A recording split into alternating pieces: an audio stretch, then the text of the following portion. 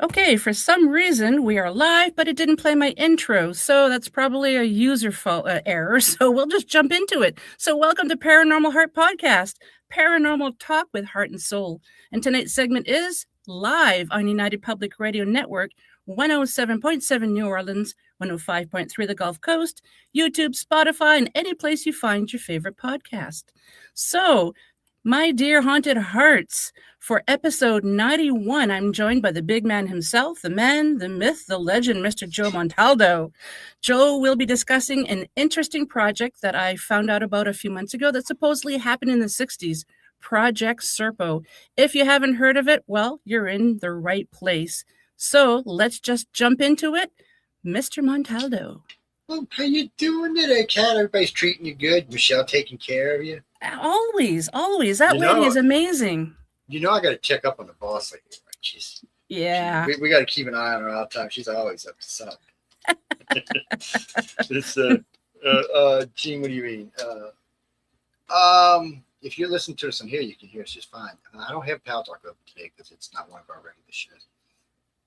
Well, because people get mad when I just open a chat room and they're like, "Well, you didn't tell us, not want to hear it." So it's not open. Wait till we're live.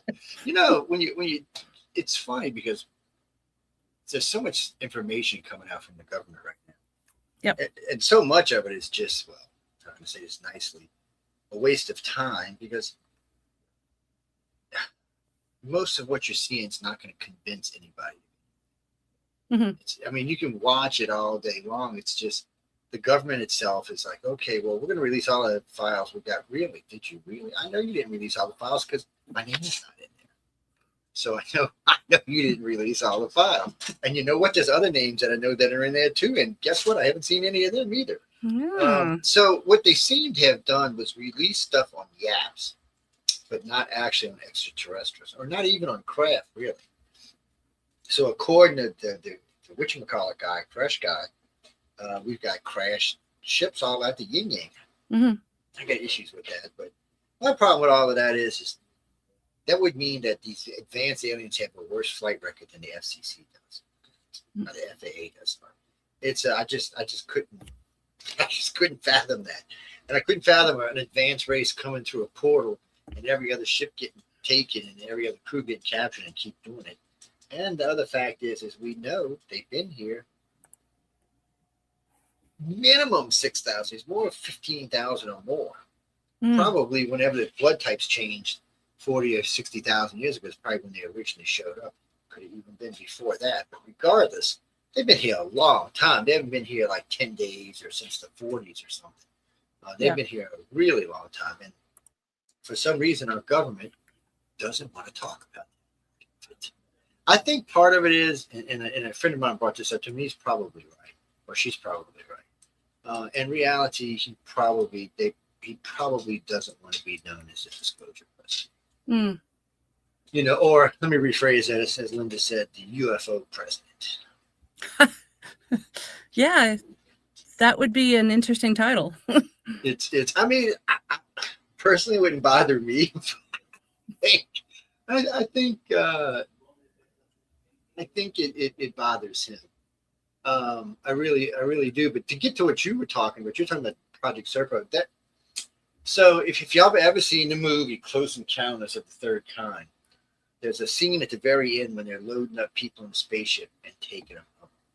So that's basically the project in a nutshell. The fact that they say, now I've heard way different counts on this, anywhere from 5 to 55 humans, all male, all white. So that's the list they give you. I had to say that, Chris, because somebody was going to ask me, so I already knew that question was coming. As far as we know, that was all it was said there. Now, from the Eisenhower thing, as far as we know, they still hadn't come back, and that was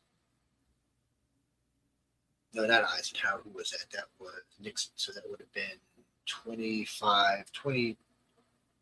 17 years later, and still, or 16 years later, still no sign. And then the supposable, since then, the only president I could tell you that may have known was George W. Bush Sr. 8 years as president, 8 years as vice president, 4 years as president and head of the CIA. he probably knew the secrets. Oh, I'd forgotten about that. Yeah. Yeah. So, and he told Baby Bush. I don't know. Mm. I don't. I kind of feel like he told Baby Bush because we went back to Iraq and was looking for whatever we couldn't find in the first damn place when he was president. Somebody said, we're looking for something. I said, because we keep going in all these museums and we're not taking the stuff. We're looking for something. They went in all these religious places and all these museums looking for something. Some people say it's the Ark of the Covenant. Some people say it's the gate. There's lots of rumors of what it might be. But obviously we were looking. And when Baby Bush went back, it was the same thing. They were in all these museums, going all these places, going all these cultural centers. Somebody somewhere had told them that whatever this equipment was, hey, Heidi, they had it. Now, it's hard to say, but other than that, Reagan knew, but they idled Reagan's brain, so it didn't matter. And the only reason he knew is because Daddy Bush told him. Daddy Bush must have told him something he didn't like. Because think about what Reagan did. He instituted Pine Gap. Okay, punching holes in the ionosphere with lasers we didn't even know we had. Not Pine Gap. Pine Gap. Pine Gap is the Joint British Defense of Outer Space is what Pine Gap is. So they supposedly had closed it. We found that it was open and we busted them out. We busted them, so they came back and said they're still around. So anyway, so Pine Gap is a Joint British Defense of Outer Space. Outer space meaning beyond the moon and out. So this isn't about asteroids or anything else. This is about someone coming here and doing things. The HARP facility catches the Pine Gap lasers sometimes, and they patty cake it back and forth until it reaches a charge big enough to really smash a large type craft of some kind. That's what it does. And on top of that, he instituted the Star Wars laser defense system. Yep. And built lasers the size that would take out cities, not missiles. Matter of fact, I seen one up close. I went to this. Well, they had this launching. They were making these big silver discs, I don't know, about 50 yards across with all these vents in them. And they would set it on top of one of these lasers, and the laser would superheat the disc and send it into space. It was badass. I don't know I don't know why they don't use it, but I guess it can't carry enough weight or something. But it was bad. When he was shooting them, it was shooting them straight up into space. So, and then he made 6 speeches on what would happen if there was an alien invasion. So he instituted 3 programs and 6 speeches that suggest not only he knew extraterrestrials existed, but they may not be as friendly as we thought. But he mentions nothing about any projects of any humans being returned. Now, I was talking with Ed Dames. He used to do remote viewing. And if y'all know who Ed Dames is, he's fairly famous. You can catch him quite a lot from coast to coast. He used to work for the Air Force doing remote viewing. And he was actually in charge of their remote viewing program for a long time. And remote viewing is a great thing, but remote viewing isn't accurate enough for the Navy and the Air Force.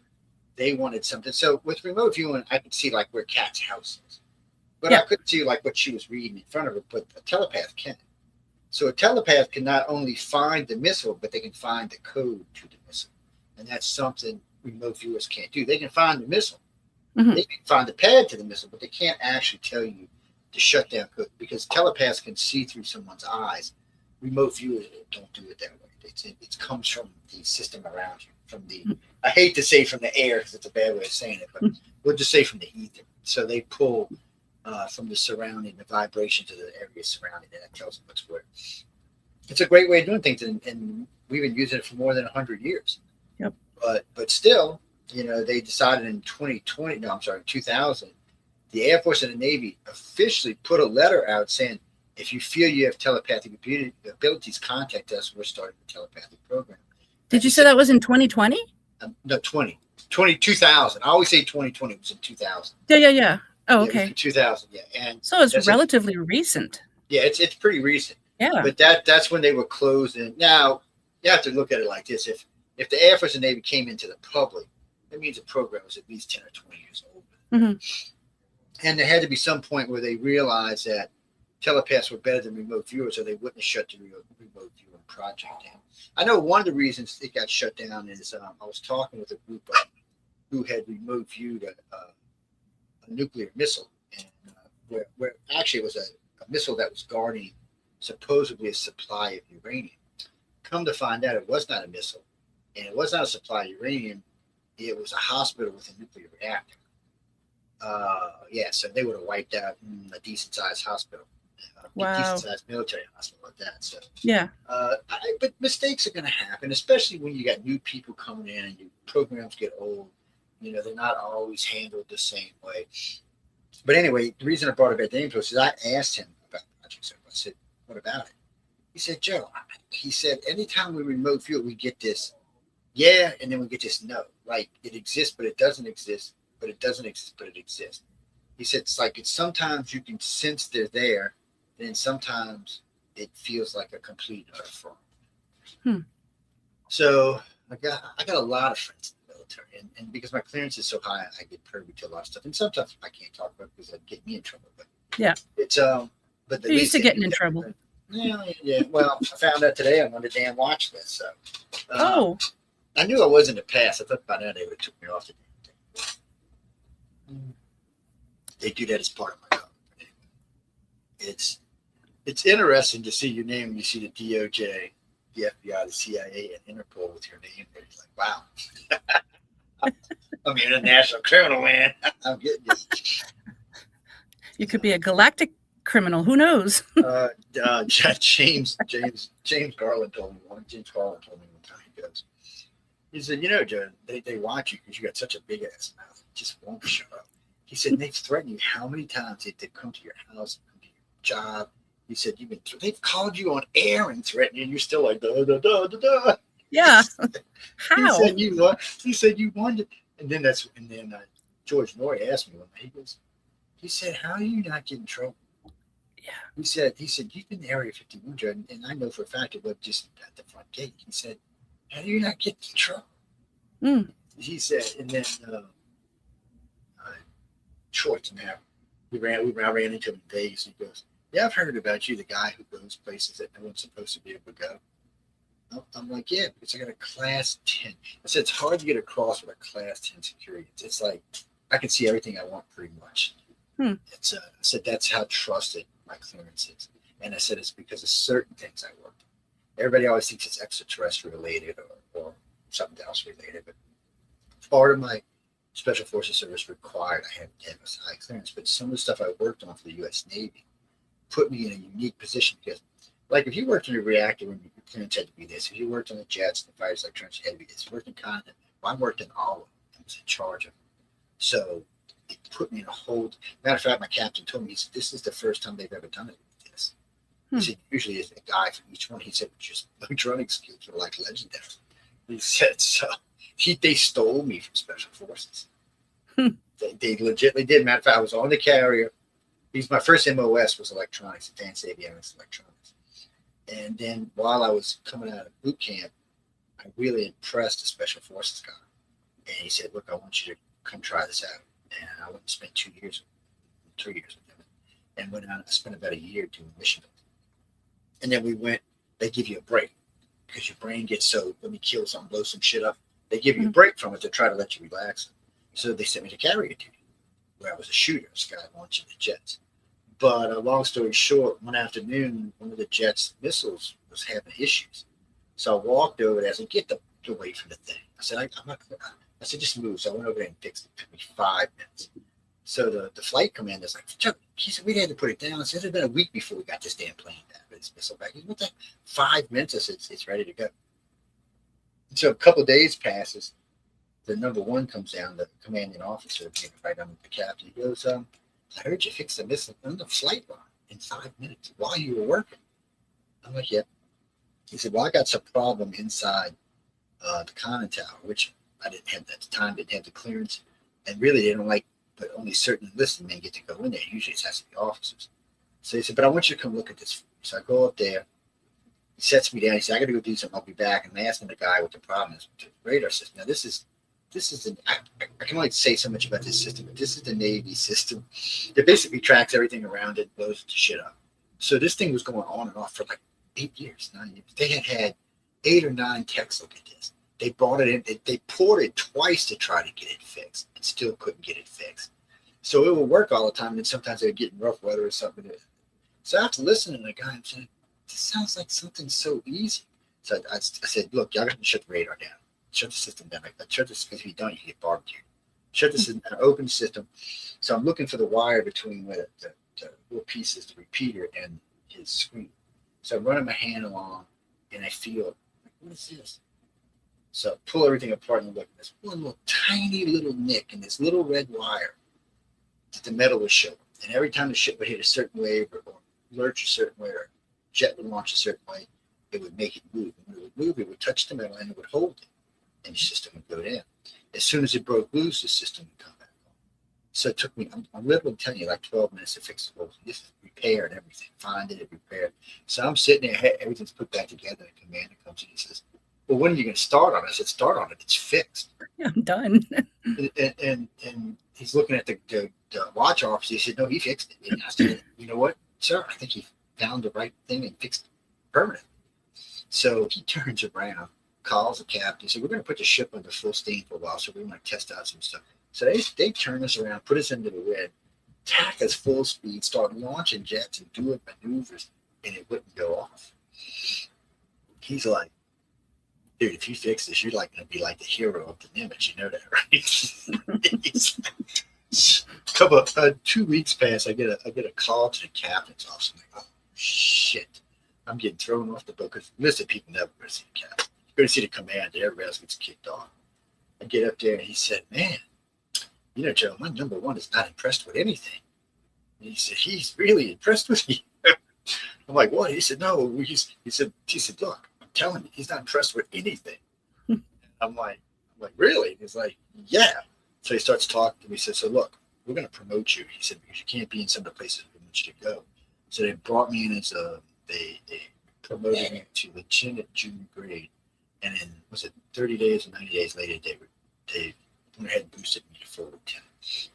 So I had a full field promotion. Now, people don't understand how Navy works, but even as an enlisted man, I was taking home $4,000 or $5,000 a month because I was getting my regular pay, my sea pay, my hazardous pay, and my flight pay, all at the same time. And then when I was in the reactor, I got double hazardous pay. So it was an insane amount of money for just floating around on a boat in the Navy, especially back then. I was just a kid. Mm-hmm. But when I got promoted to officer, I was like, Jesus, man, how much am I making? But that's what they did. But because of that, I had to have such a serious clearance, and it took them 6 months, 9 months for the whole thing to complete. I was getting letters from people I hadn't talked to in decades. Joe, the FBI was at my house. Joe, JAG was at my house. What the hell, Joe? What did you do, man? When I came home, right. The first time I came home on leave, I'm gonna say like 40 of my friends come find me. Oh my God, what did you do? They let you out? I was like, dude, I was getting security clearances. So they're very serious about this security clearance. I mean, they wouldn't talk to teachers as far back as elementary school. Wow. Yeah, something about they needed to know your personality was because of the type of clearance I was getting. Yep. But what's funny about it is anybody with those clearances actually has a higher clearance than the president does. Presidents, most people don't realize that their clearance is limited. So I think it's 4 times above top secret, and that's it. They don't get to know anything after that. And it's only because it's a temporary job. Yeah. Lifers get to know everything. Curry, so I can't, they called the plan at SERPO actually, because it was Project SERPO, but it was actually the plan that was supposed to also have the same name. And the rumor was they went and there was regular contact somehow or another in the first decade or so. No, it's supposed to be way the hell away from you. They said 35 years. I don't know. Most people said it was like a 35-year trip. So that's probably why we never heard back, because it was 35 years there and 35 years back, plus whatever time spent there. Mm-hmm. And that's if they're traveling fast at the speed of light. If they're not traveling fast at the speed of light, then a lot more time will have passed for us than for them. So in other words, by the time they would come home, it would be like 25, 50 or something here. And they would still be whatever age they are today, real close to. Yeah, it's weird. And then I was in Laughlin, Nevada, when this weird guy came up to me. Gave me some pictures. Weird guy.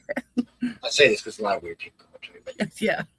He comes up with these pictures. He's vanilla. And he said, here He said, I heard you talking about this a couple of months ago. He says, Project SERPO, I'm going to show you what I had. So he supposedly, and the pictures are still on one of our websites somewhere, these are pictures of these guys when they returned.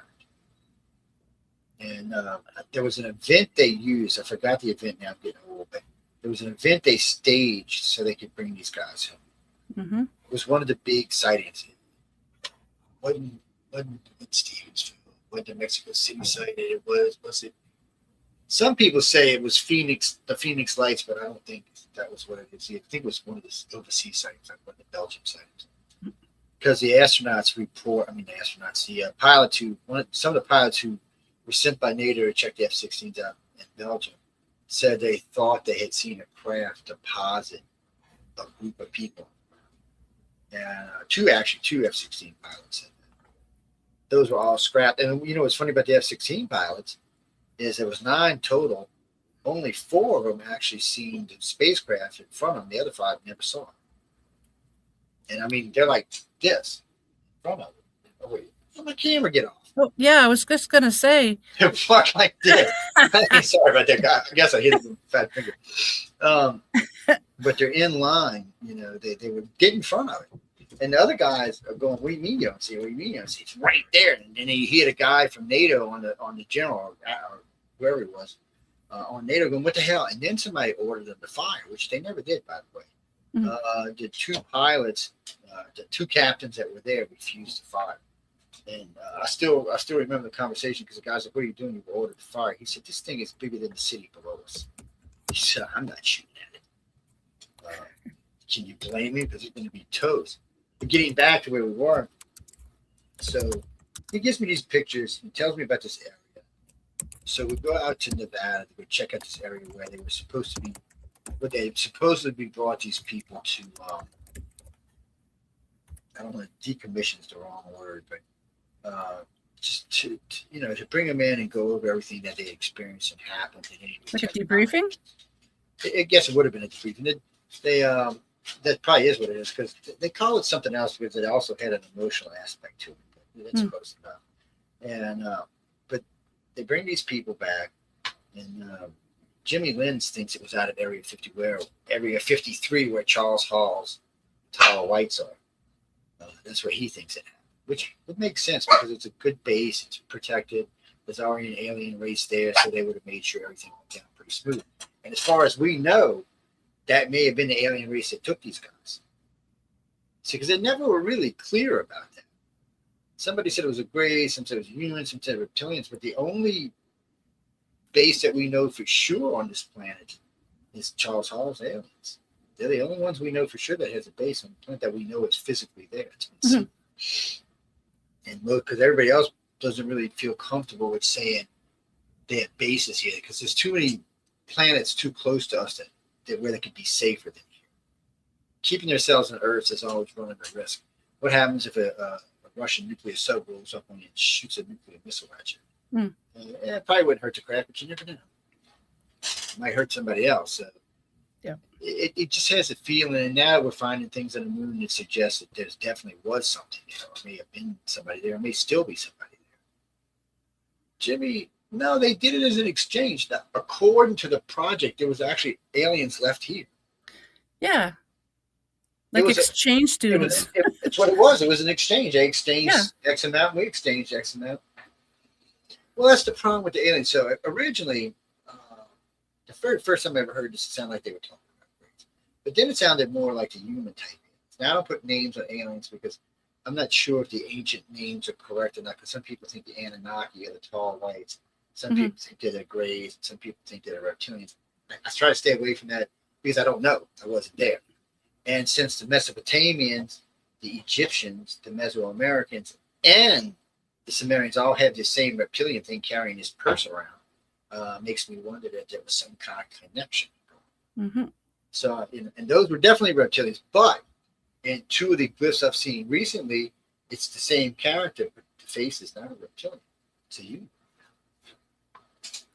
So I wonder if it's a representation of something else. No, Jimmy, they don't know what it is. So there's a couple of things. It's this thing on their wrist, and it looks like a woman's purse, actually, because it's about yay big.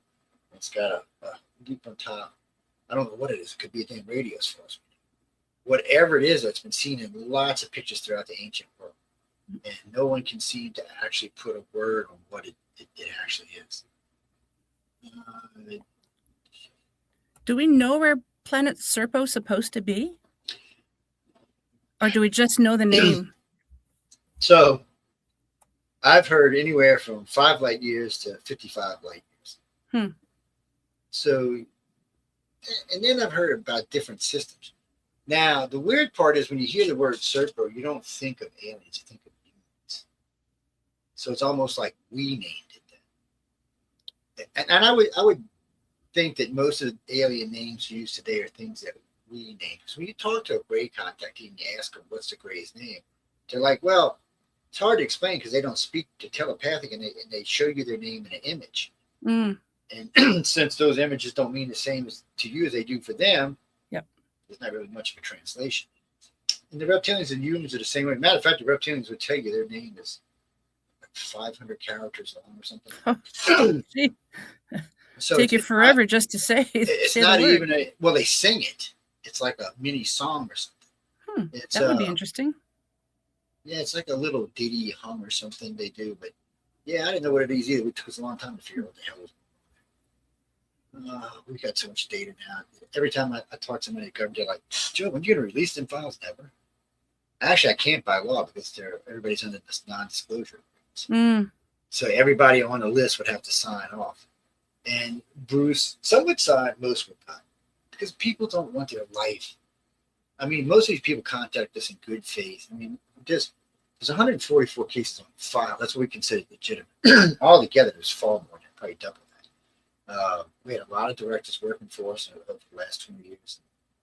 Any given time, there's 100, 200, 300 directors working, investigators and stuff. So, well, this year, I think there's 175 field investigators and directors working. So, whatever cases they get, so we can go through a lot of cases. That's not really the issue for us. And we have a database that cross-reference everything. Everything that goes in there is cross-reference. So, if I say a red light, shaped like a circle, in the middle of the night, anything that has that in it will pop up on the screen so I can see it. And people don't take this wrongly, but we do not encourage reporting red or green lights in the sky unless there's something significant.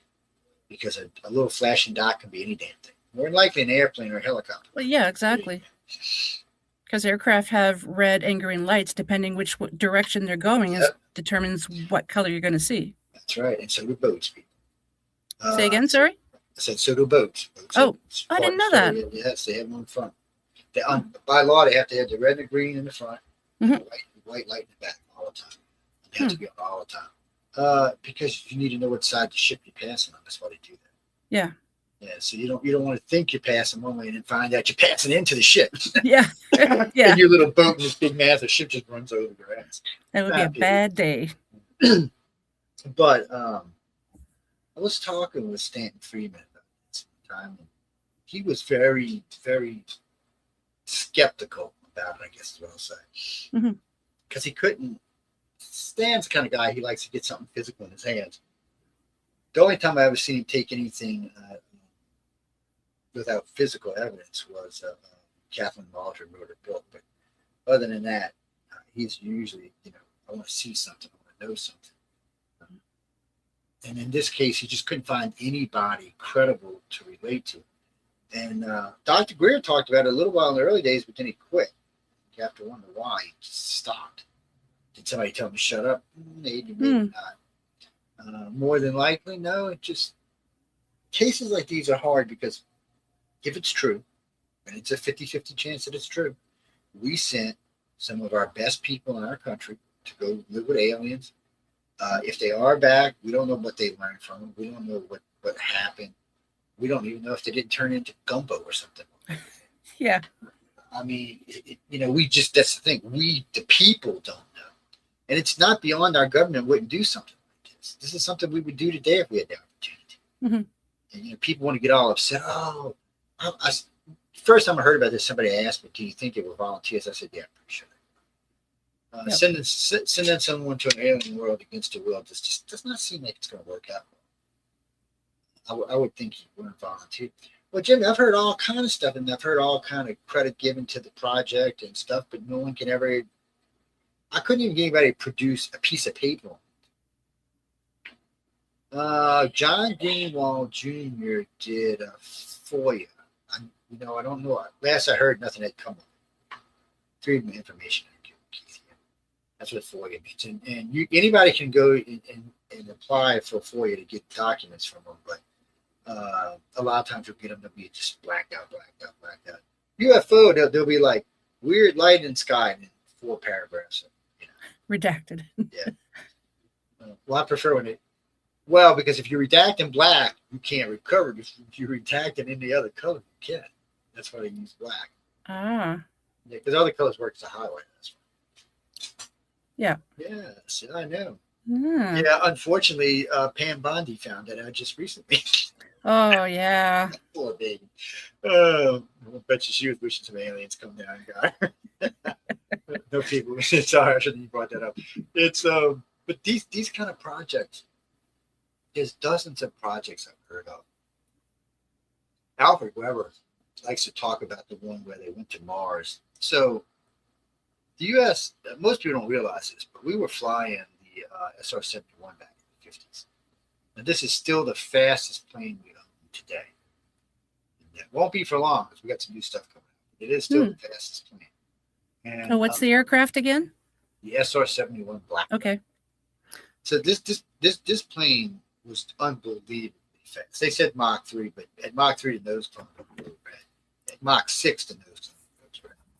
So this thing we come zipping over. I was in Texas going to visit a friend of mine, and he's in the Air Force, and I was out on the tarmac talking to him when one of them came by, and all you could see was this big orange pulsating nose because it was just glowing red. It looked like it was about to melt, and it was so fast, it's so loud. It actually moves the ground underneath it like this by. It's crazy fast. But that is, and it was also stealth. So this is stuff that we were already flying in the hands.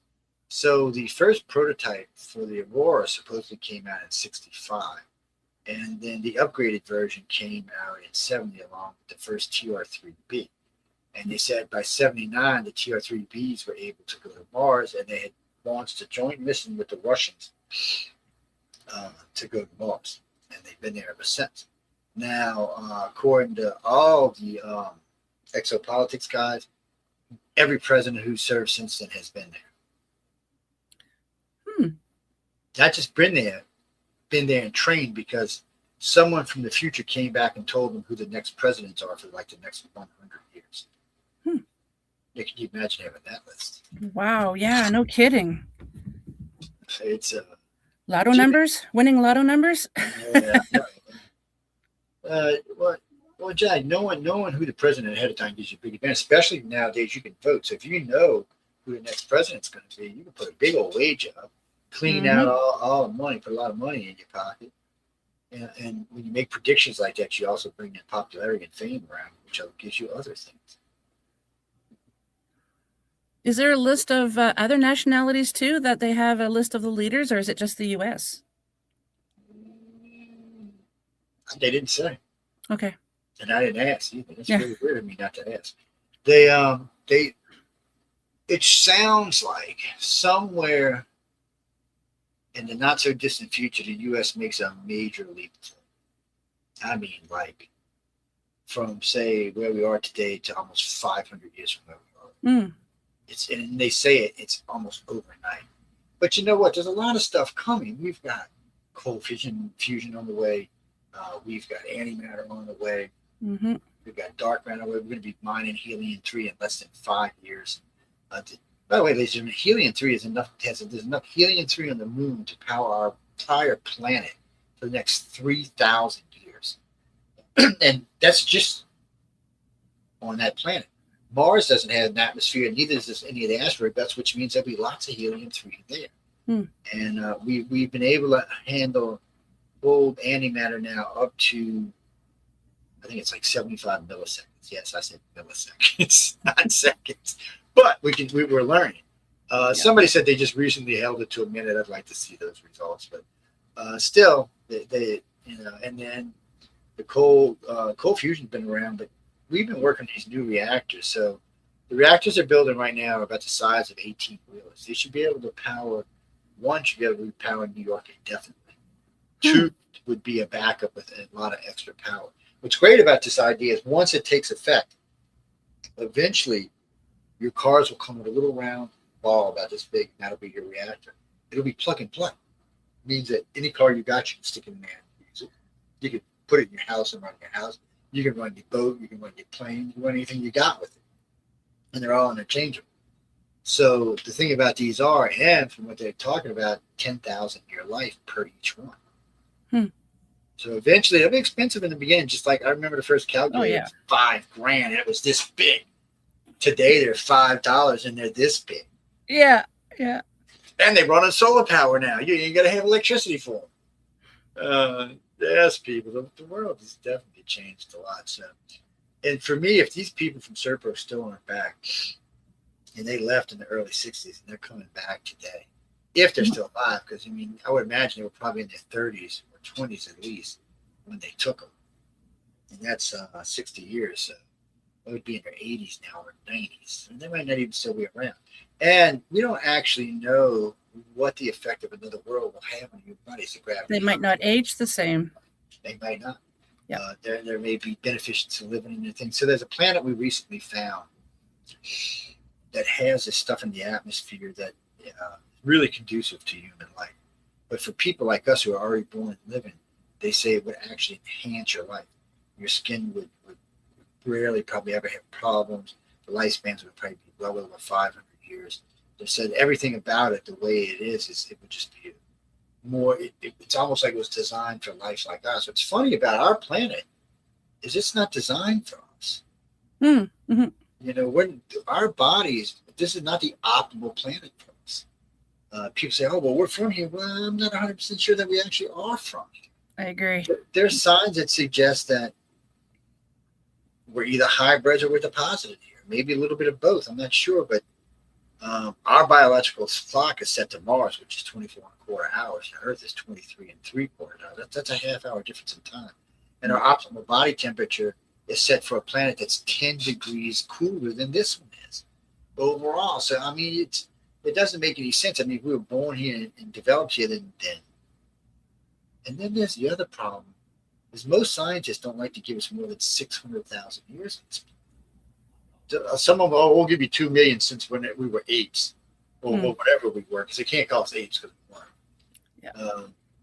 So that in the grand scheme of the universe, that's not even a grain of sand. That's like a piece of a grain of sand. Yeah. It means we've been here in no time. It hasn't even given us time to do anything. It makes me wonder.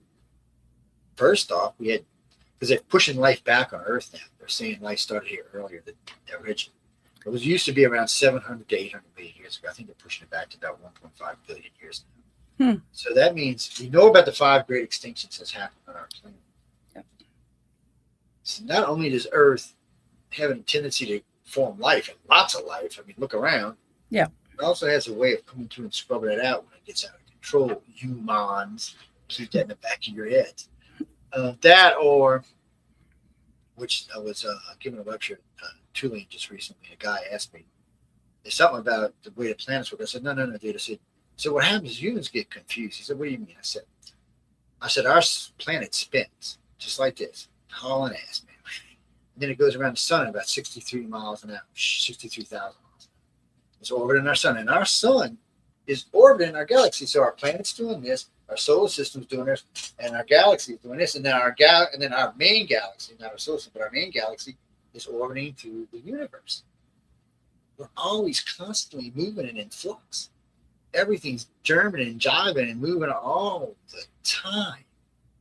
It's got to be something for humans. So life in motion's always in motion, I guess, because nothing around us is ever going to slow down or stop.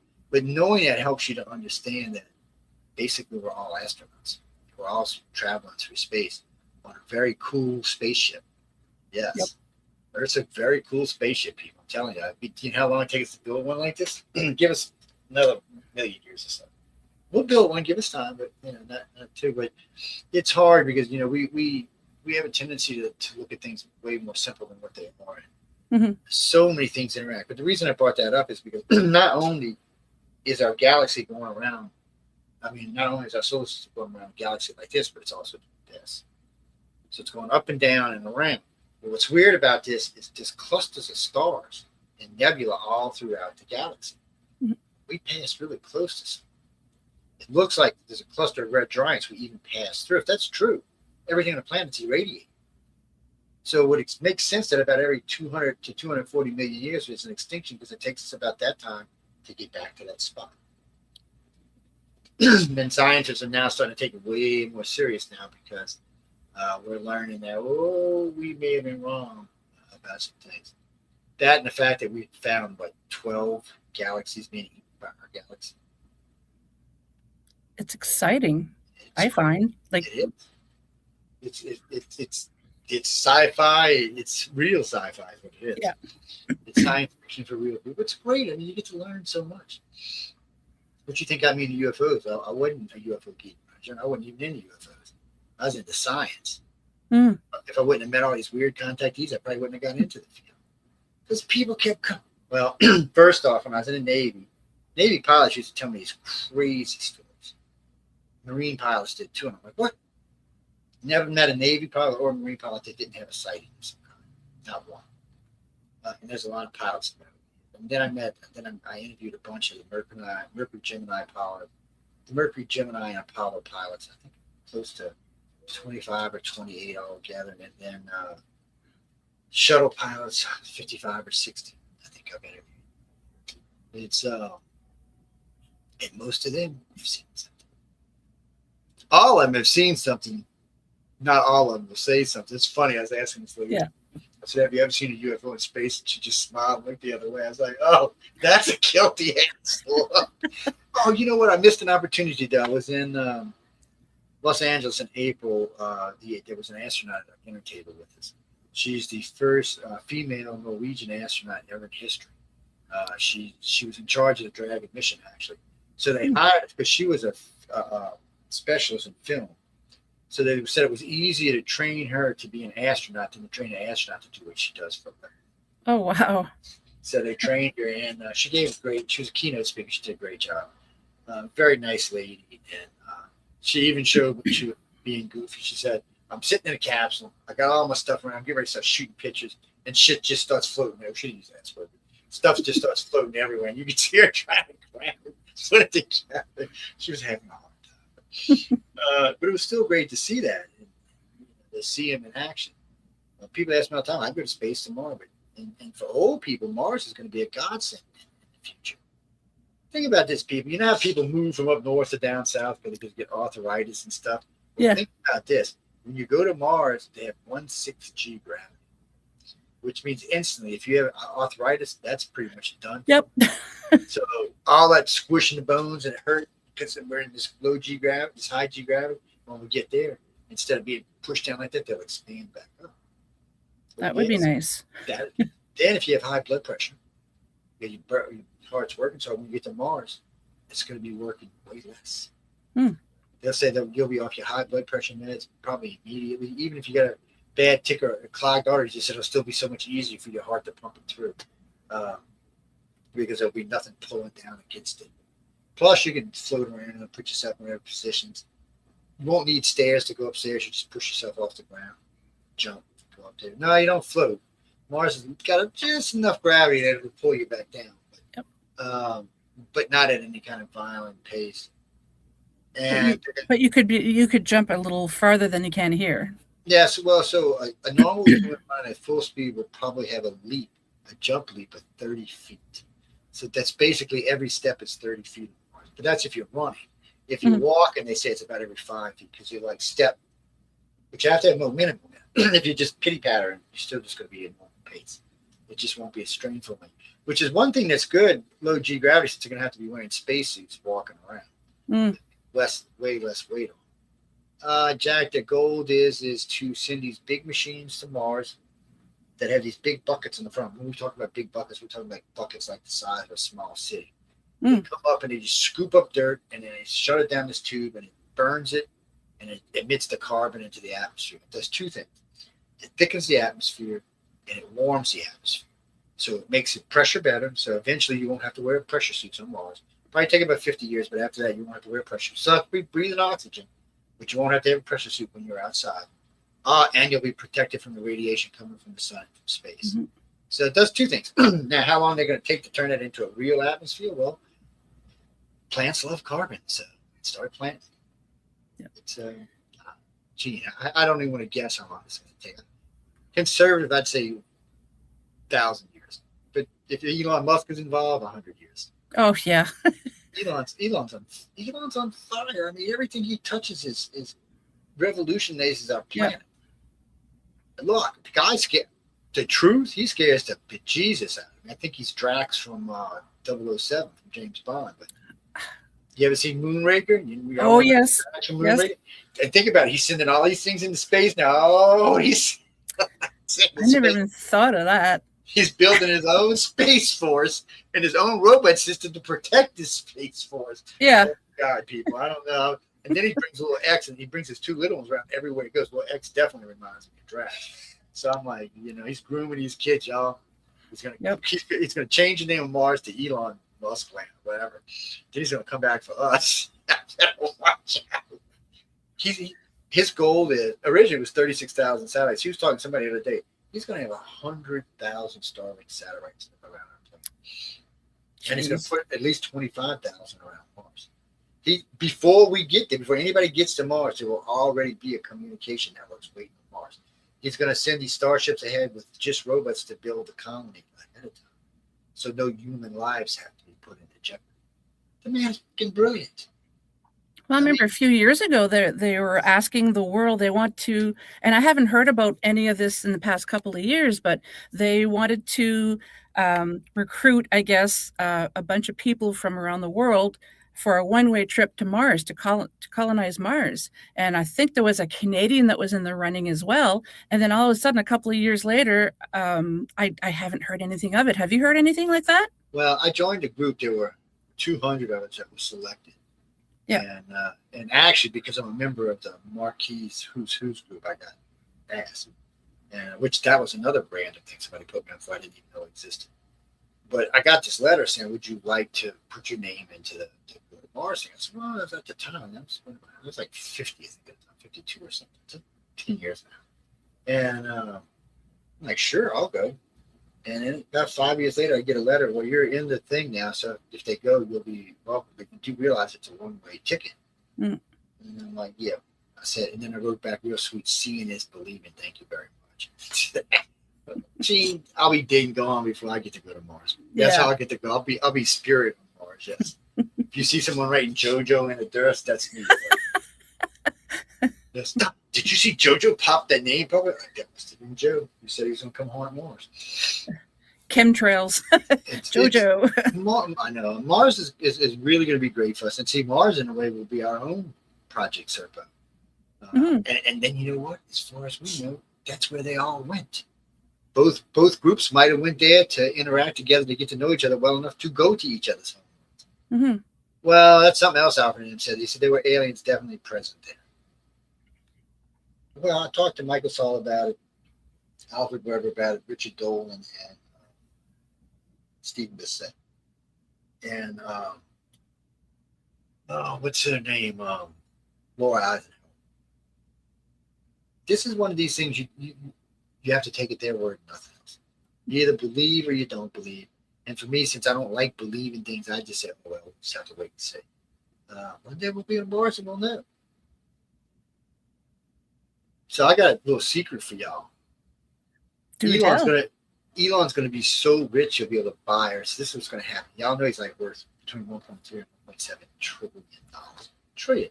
That means he is the 8th richest country in the world.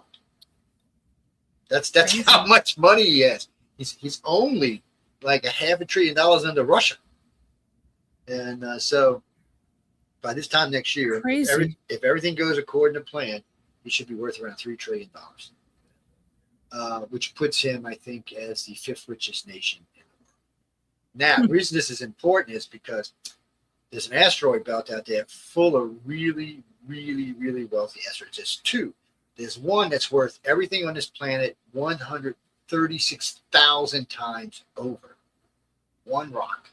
That's how much it's worth. So Elon's going to get that rock. Yep. And what does that mean? Elon is now not just the richest, he's the richest being to ever exist in this part of the galaxy, probably. It's what that really means, Jeff, is he can do anything he wants. How are you going to stop him? He'll have money he can buy countries.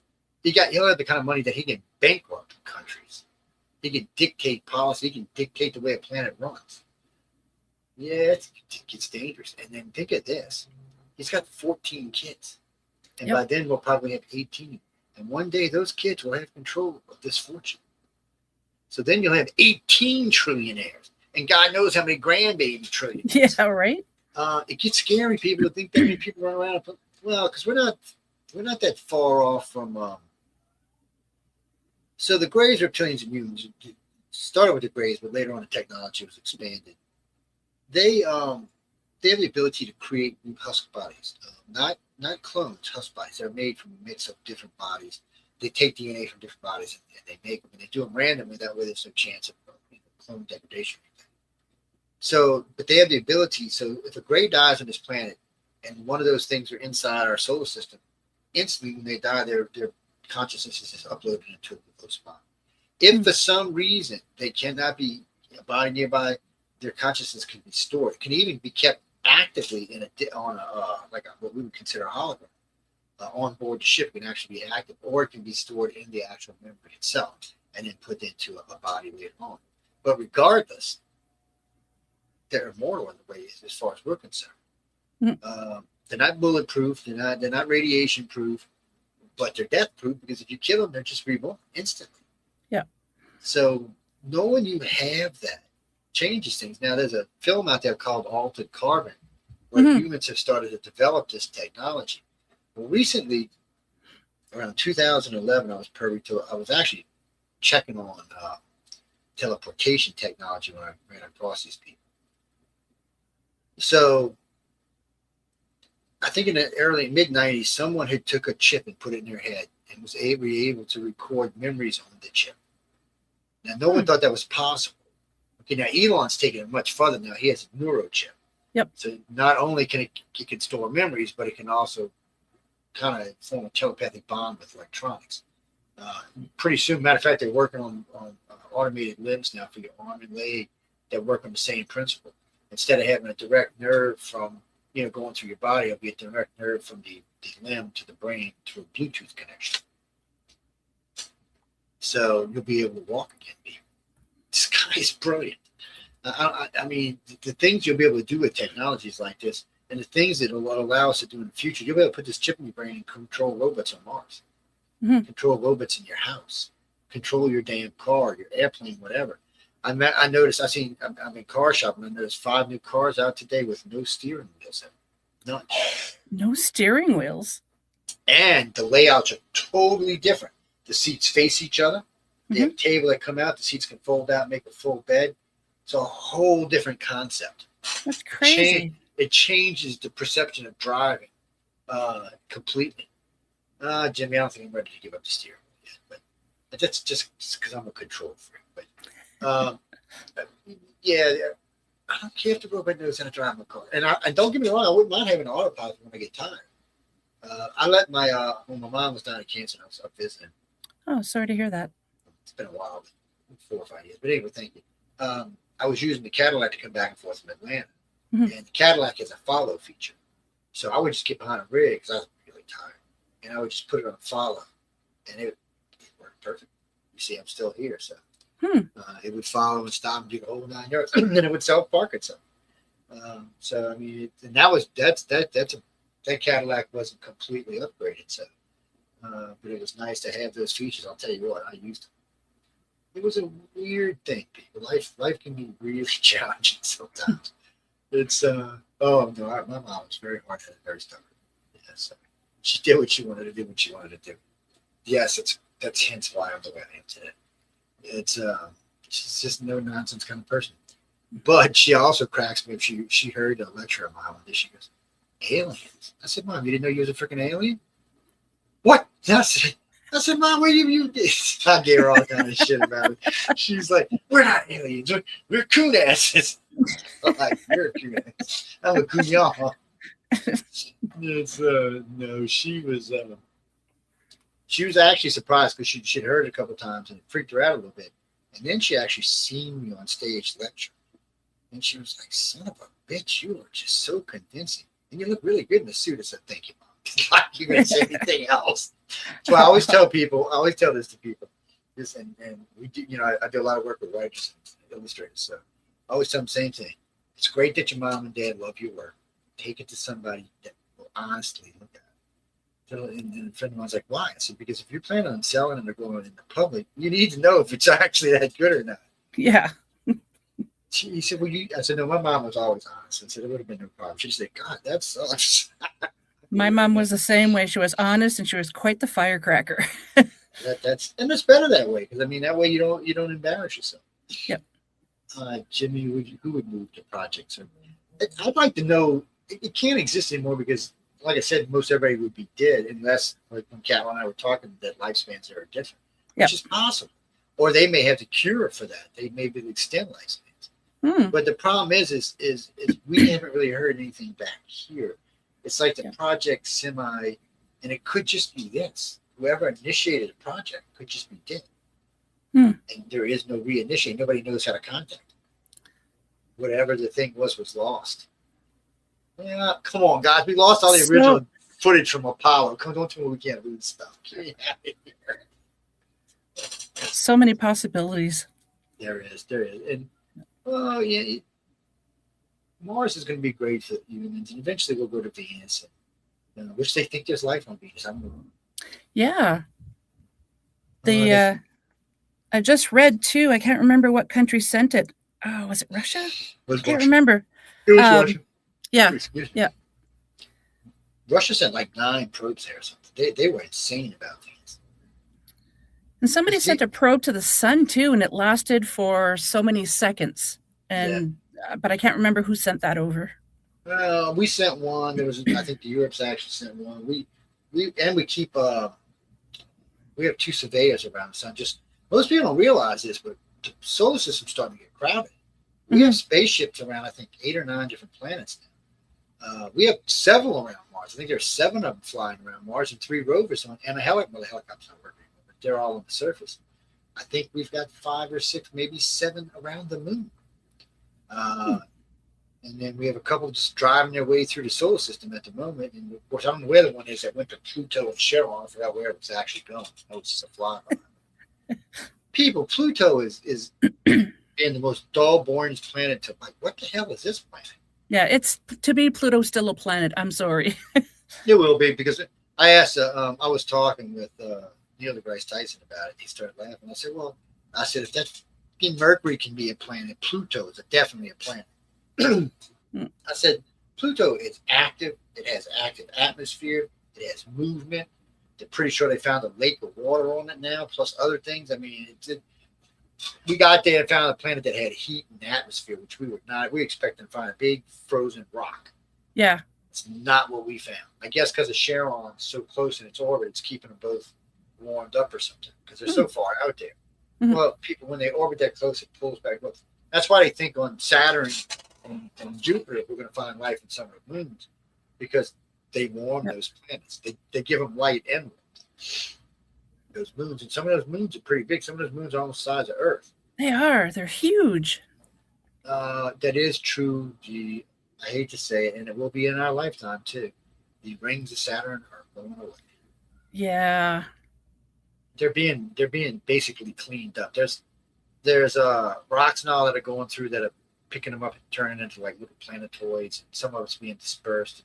Some of it was just like a cosmic type of dust that's been dispersed. So it's just, they say Earth has one ring. Yep, I heard that too. Well, there's a picture of it, like with a halo around its one ring. But there's a lot of debris around our planet these days. I bet you there's a halo of freaking satellites. Yeah, we have too many satellites. But yeah, that's something Elon was talking about the other day. He said, okay, people, it's about time that we decide who's going to be in charge of cleaning up the satellites. Yeah. He said, all companies need to start paying to have their satellites exposed. He said, because it's just, because now they're putting so many other satellites up there that all the dead ones become dangerous. Mhm. It's not just divots, little wrenches floating around. They had a crescent wrench almost take out the space station the other day from Yep. way back in one of the early shuttle missions. They were working on the Hubble telescope, and it got loose and went sailing. That's why I got clips on them now, so I can't get away from it. You don't want to lose your ratchet wrench in the middle of space. There's no going after it. Not now, anyway. Maybe in the future, but not. We don't have those kind of jetpacks yet. Not yet. Fuel. I think they get out of that big pack you see them wear. I think they get like 8 minutes of burn time. Well, they gotta have oxygen in it. Stuff. And they don't even use anything that's flammable. It's like compressed air, or actually, I think it's hydrogen peroxide. If I remember. Really? So there's lots of stuff like that. People always think that thrusters have flames on it. But a lot of times thrusters, because in space you don't need a flame. You just need to push. Mm-hmm. So you burst the air out the front of the nose of the craft, pushes it. Like a fart. It's a shuttle fart. Yeah, a shuttle fart.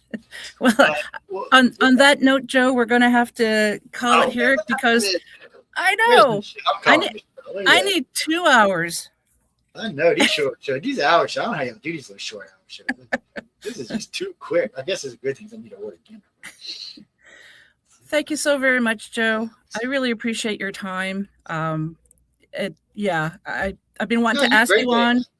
Say again, sorry? I said you're great to hang out with. Thank you. Anytime you need a guest, just tell Michelle. She knows. I will. She's the only one I pay attention to on my phone. So. Yeah. Well, when I retired from construction, I actually got rid of my old phone. Boy, man, I had a lot of customers mad at me too. I didn't trust myself, so I had to get rid of it. I said, if I answered it, I figured I'd go do a job. So I was like, no, Joe, just get a new number. Yeah. So now I just ignore it 90% of the time. Hell with that thing. Who needs a phone? Let's go back to the Stone Age. But anyway, I had a great time. Oh, I did too. Thank you so much. You take care. Okay, baby. Thank you. Ouch.